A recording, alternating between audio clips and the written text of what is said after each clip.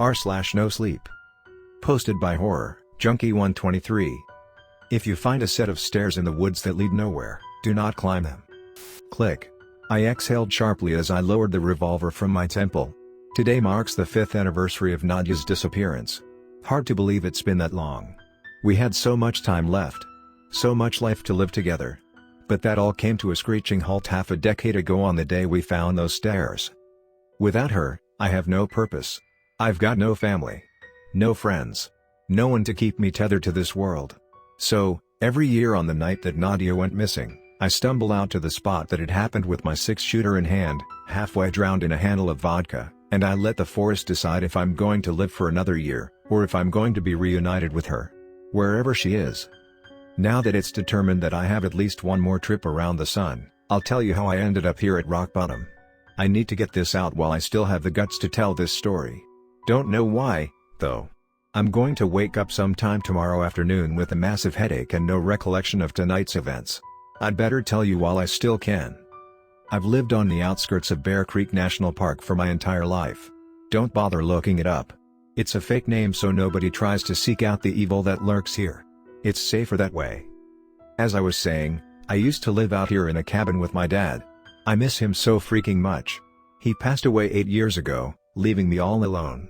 Cancer is a bitch. That was before Nadia and I started dating. It's funny how things work out. I actually met her at a coffee shop on my way back from visiting Dad's grave. When she approached me and asked if the seat across from me was taken, I was instantly smitten. Her deep blue eyes shimmered like the ocean. Long, brown hair cascaded down her shoulders in waves. And that smile. When Nadia smiled, it was as if time stopped, just for a moment, so that the whole world could soak in its breathtaking beauty. We were inseparable after that day. In a month we were dating. In 9 more, we were living together in my cabin. And in another year, we were set to get married. Had a date and a venue picked out and everything. I was on cloud 9. But that was all torn from me in an instant. God, I wish I never would have taken her out there. I had my first encounter with the stairs when I was 7. Dad had always warned me never to climb them. That wasn't a problem for me, though. The stairs exuded a malevolent presence. Like anyone who dared to walk up their steps would be eaten alive from fear alone.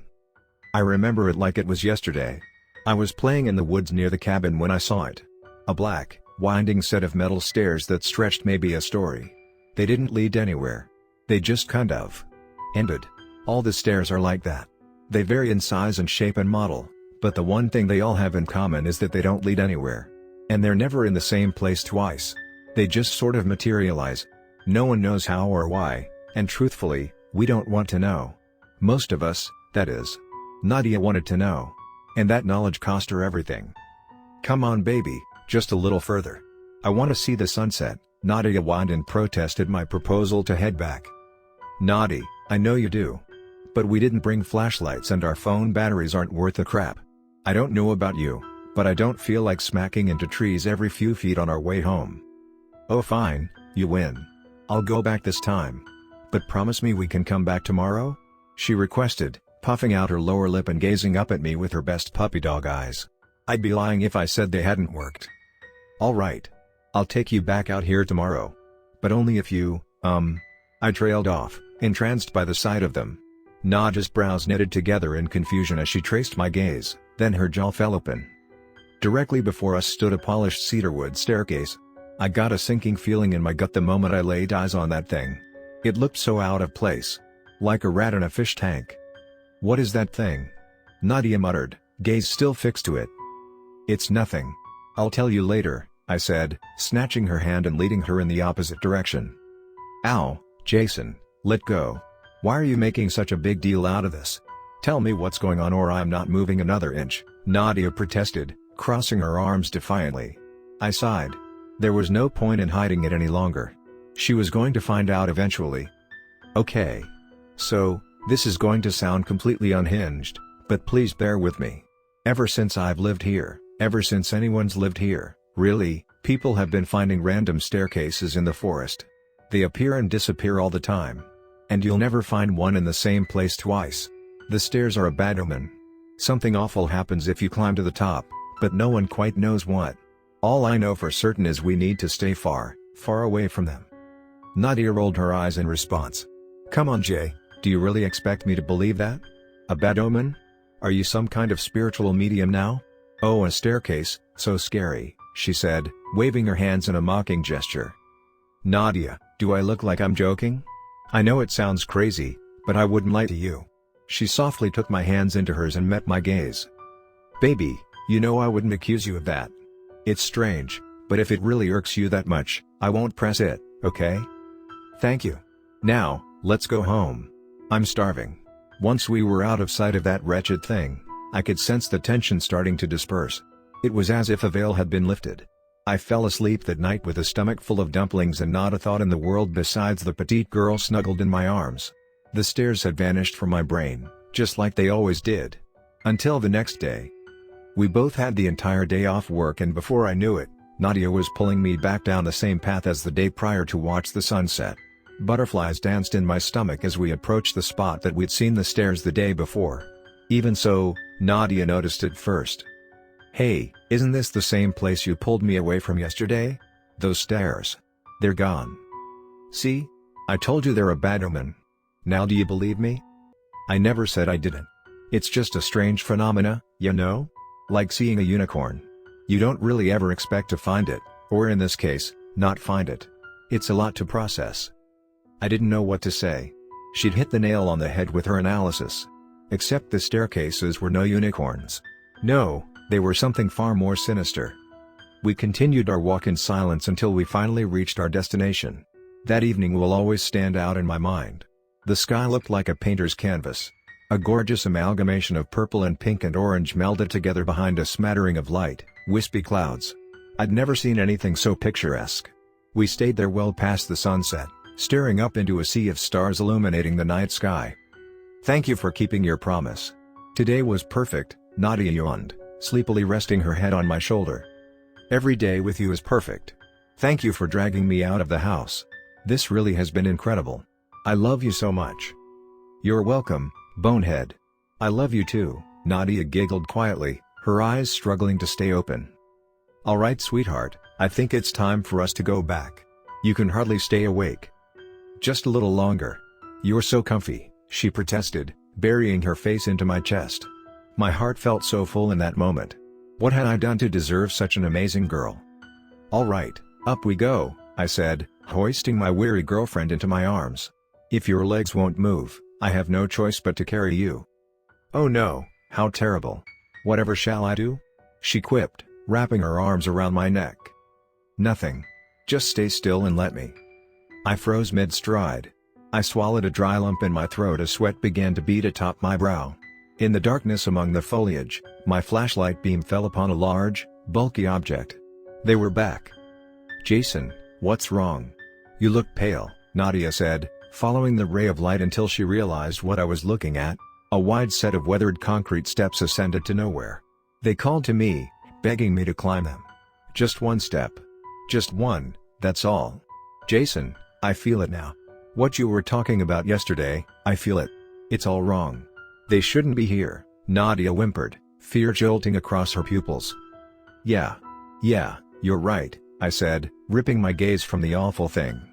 Just don't look at it. We're going to be okay.